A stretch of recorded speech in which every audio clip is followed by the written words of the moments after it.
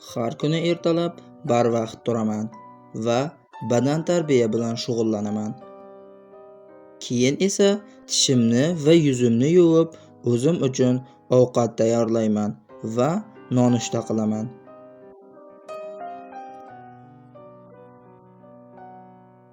Men loviyalarni yoqtiraman va ularni mazza qilib yeyman.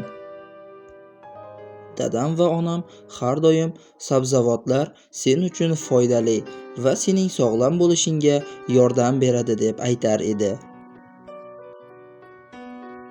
Ovqatlanib bo'lganimdan so'ng tushlik vaqtigacha kitob o'qiyman.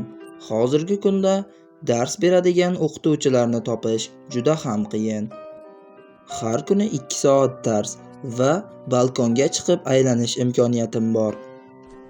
Ba'zida men tomga ham chiqib turaman, lekin kunimning asosiy qismini uxlash bilan o'tkazaman.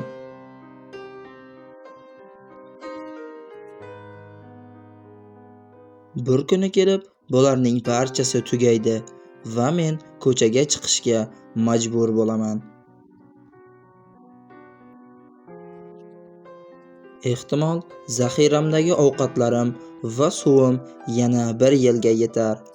Bular tugagandan so'ng nima qilishimga ham hayronman. Hozirgi vaqtda har biringiz ichingizda sening ahmoq ota-onang nima qilishyapti, sening bu ahvolingga qarasa bo'lmaydi deb o'ylaysizmi? Yo'q, ular har doim mening yonimda, menga qarab turishadi. Lekin men ularning yoniga tusha olmayman.